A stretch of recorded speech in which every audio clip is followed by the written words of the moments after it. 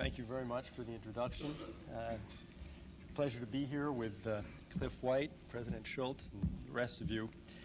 I brought with me a very sophisticated and erudite speech about U.S. policy in Latin America, but don't worry, because I'm not going to read it. What I want to do instead is talk about a really large and serious problem that we've got as Americans in an area of the world very close to here, Central America. It's in the newspapers every day. It ought to be in the newspapers every day. We are potentially heading for some danger down there. And what I'd like to do in a few minutes, and leaving some time for questions, is to talk about what's going on. There's certainly a lot of activity. You have no doubt noticed the Nobel Peace Prize awarded, I guess, last week to the President of Costa Rica for his peace plan. And the fact that there was a peace plan approved in August. You may have noticed that we seem to have Central American presidents running hot and cold in Washington.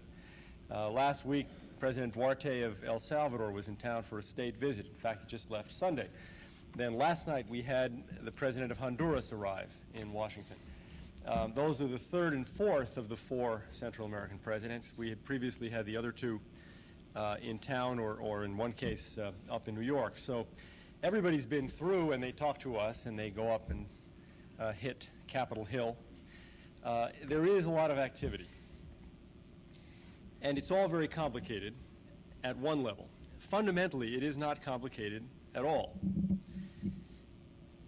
Fundamentally, what's going on is that there is an effort by the Soviet Union and Cuba to establish another communist country in the Western Hemisphere. There's one, Cuba.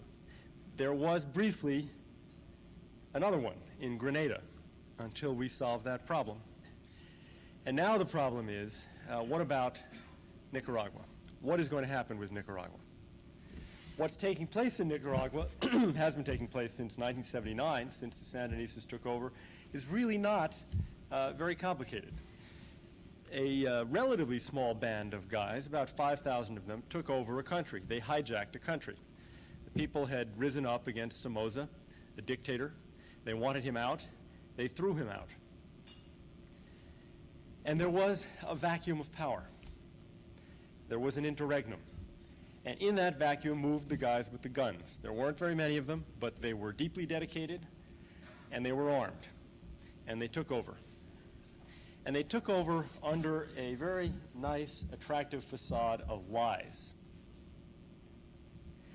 The lies were told to the OAS, the Organization of American States, and to us, to the United States. They said, why are we here? Democracy, freedom of speech, freedom of press, freedom of religion, freedom of assembly.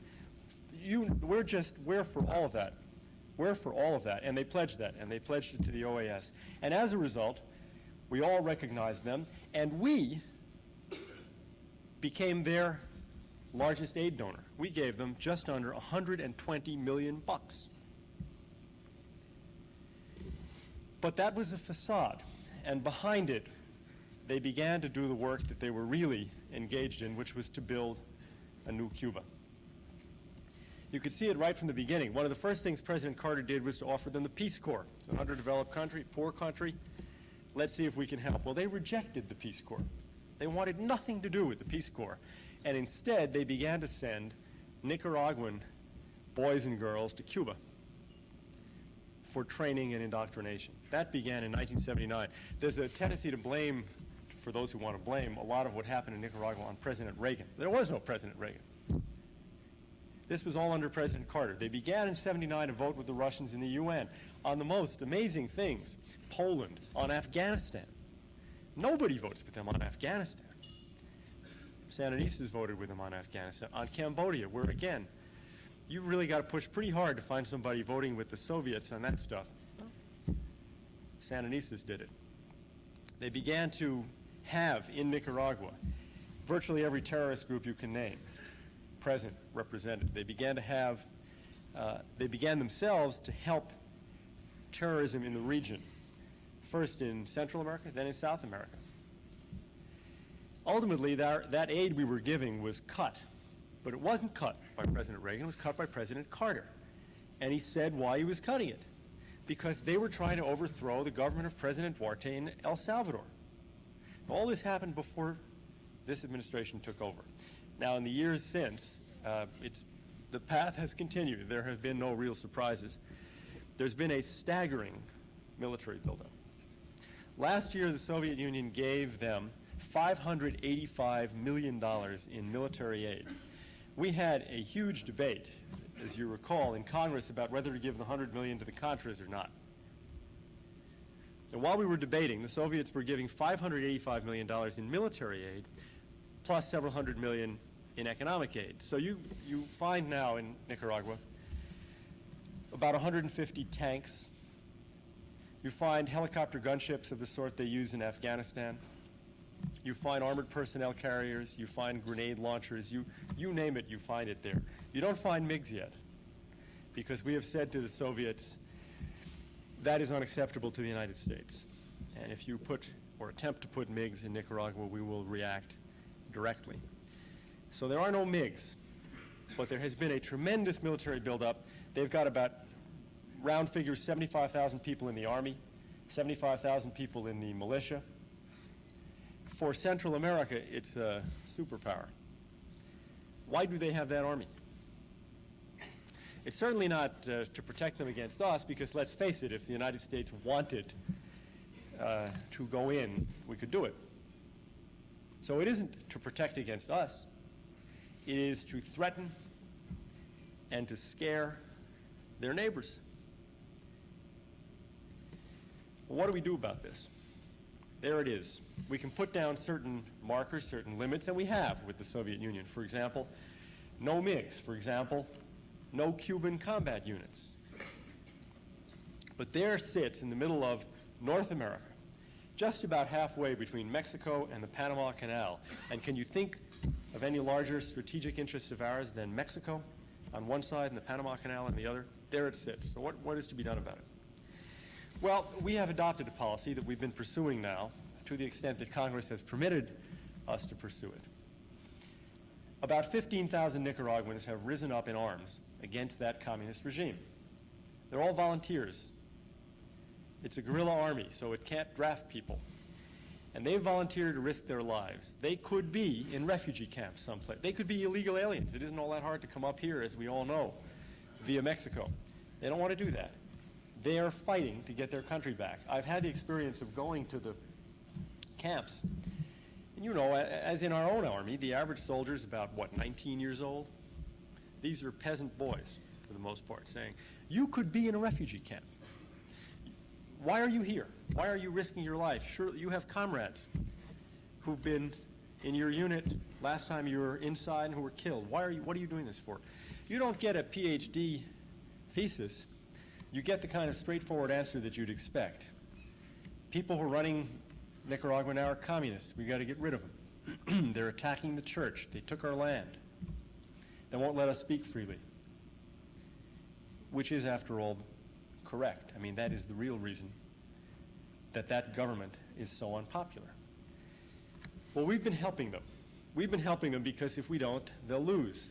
They won't lose because the Nicaraguan people don't support them. Nicaraguan people do support them. No less an authority than President Arias of Costa Rica, who just won the Nobel Prize, said he thought if there were an election, a free election in Nicaragua, the communists would get maybe 15% of the vote. The people of Nicaragua don't want to live under communism any more than people want to live under communism in Poland or any place else. But if we abandon them, they'll lose for a very simple reason. The Soviets are not abandoning the Sandinistas. They're not going anywhere, nor are the Cubans. Last year, $585 million in military aid. This year, more. This year, it may well head up to $1 billion. It's going at a significantly faster pace, directly from the Soviet Union and through Cuba.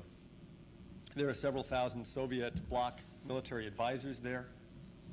You may recall a speech the president gave a few years ago on TV, and he showed on the screen an airfield with a runway large enough to take any Soviet aircraft, including the long-range Bear bomber, anything.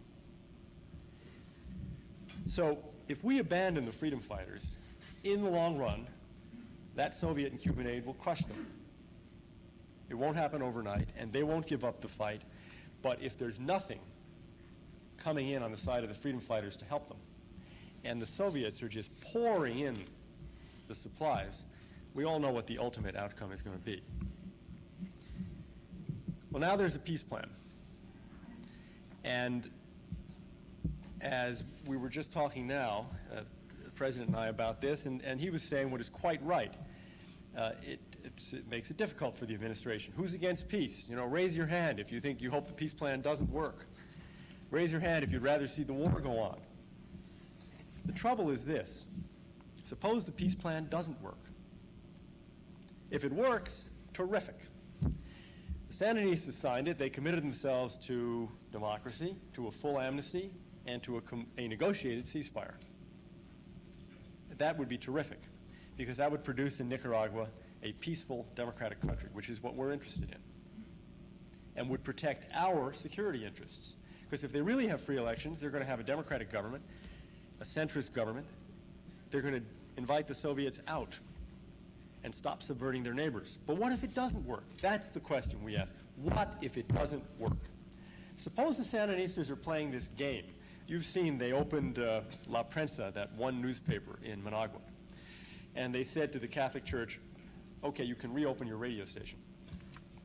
Now, the truth is that that radio station has such a weak transmitter that you can't pick it up in all of Managua, never mind the rest of Nicaragua. But the Cardinal is trying. And so a couple of days ago, he went to the Sandinistas and said, well, we've been broadcasting religious material only, and now I want to add news broadcasts. And you will not be surprised to know that the communists said, forget it. They're not having any of that. Very shortly after they signed this peace treaty, committing them to democracy in August, there was a demonstration. It's supposed to be a free country, right? Led in part by the president of the Bar Association of Nicaragua and the president of the Human Rights Association of Nicaragua. Both of them were immediately arrested and jailed for 30 days. So let's not be under any illusions. We're dealing with a group of communists. What if the peace treaty doesn't work? What if they're lying? What if it's a facade? And their policy, which would be an intelligent policy, is, look, let's see how much of this we can keep up for a few months, and then maybe Congress will vote to abandon the resistance fighters, and then we're home free. The Contras will be gone, and then we can just turn back the clock to a full communist dictatorship, which is clearly what they want. And what do we do? Well, we've got an answer for that. We in the administration have an answer. We think it's a very logical answer, and that is, it is insanity to abandon the freedom fighters. If this treaty works, they will be able to go home and trade in their, in the expression we use, trade in their bullets for ballots, and they'll become voters again. And Nicaragua's political struggles will be fought out the way a democracy fights its political struggles, elections. But if that's not true,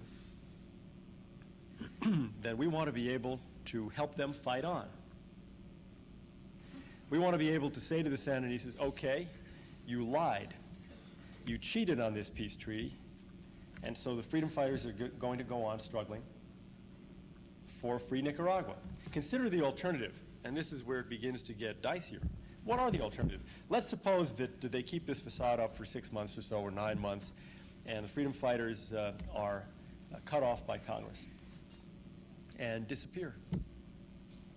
They give up on the notion that America will ever be a reliable ally for them.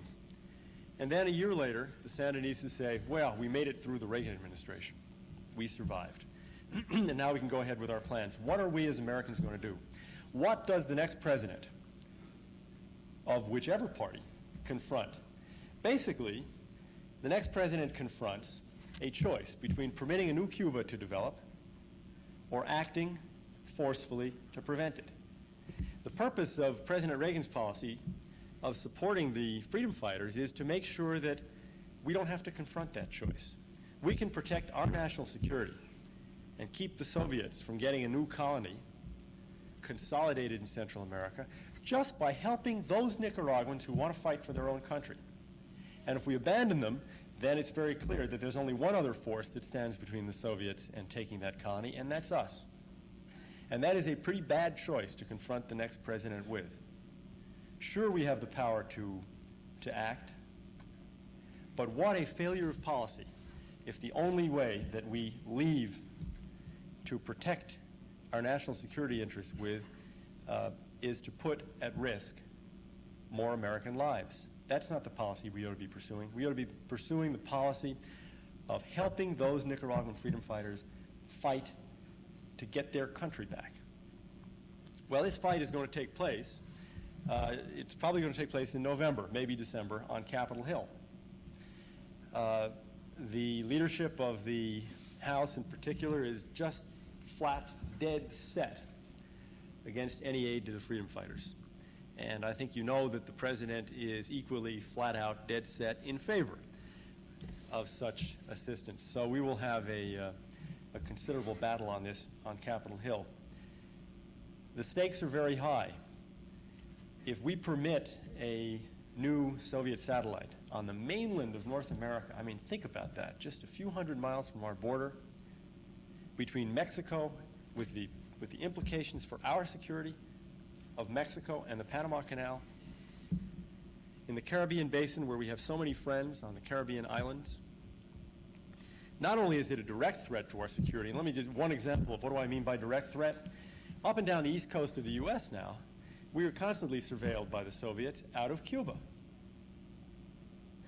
Submarines can stop in Cuba, their bombers can be based in Cuba, their surveillance planes can be based in Cuba, but nothing for the Pacific. They can't do it for the Pacific because they've got no base. Nicaragua's a base. Nicaragua is a Pacific as well as an Atlantic coast country. There's a direct threat. And then, of course, what's the indirect message? What does it say to the Afghan freedom fighters that we abandoned people fighting for freedom about 300, 400, 500 miles from our own border? What does it tell them about their future, to take just one example? It is a test, among other things, of whether we have the resolve to stay with a program for more than just 3 or 4 years. I mean, this program is a year old. Last year, Congress voted $100 million in military as well as humanitarian aid to the resistance, 1 year ago. The president said, we can drive the Sandinistas to the negotiating table. And his opponents said, that is ridiculous, that is ludicrous. Why, if you keep up this fight, they'll never negotiate. Well, they're negotiating. So the president was right. Nobody gives him credit for it, but he was right. Will the Sandinistas comply with the promises they made? Remember what happened last time. In 1979, they lied about every one of them. So do we take it on faith now? Do we say, well, there's a peace treaty signed, got the piece of paper right here, signed Daniel Ortega, let's just rely on it and, let's hope it all works out? Or do we now say, they've got to perform. They've got a track record. Their track record is that they're communists and that they can be trusted to break that treaty unless they are forced to comply with it. Do we take out, if you will, an insurance policy and say, if they don't, we need to continue to maintain the freedom fighters. We need to be sure that the Sandinistas know that that struggle will continue. I have to say, our problem is that to us it seems so obvious that we don't know what the shouting is all about. It seems clear that we need to protect our own security interests this way. We need to take out this insurance policy. We need to be sure that if the Sandinistas violate this treaty and turn it into a fraud and a joke, our interests can be protected by helping those 15,000 Nicaraguans who are fighting and the millions of other Nicaraguans inside the country who are looking to us and wondering if we're going to stay with them or just turn away and watch another country fall to communism. That is what this argument is all about. And it is one that can bring us an awful lot of trouble if we make bad choices, and not someday in the far distant future, but in a matter of months can produce a great deal of turmoil in this area really right just on the other side of Mexico from us, right on the other side of the Caribbean basin. That's what all the shouting is about in Washington, and that is why we have presidents visiting and going back and forth to talk about what our position should be. I I should say, before turning back the mic, we have other interests in the area, as you know, in South America and the rest of the Caribbean and Mexico itself. And as far as the question and answer period goes, I'd be happy to answer questions that go beyond Central America, although obviously about Central America itself, for we view it as an area which today is really of crucial security importance to the U.S. Thank you very much.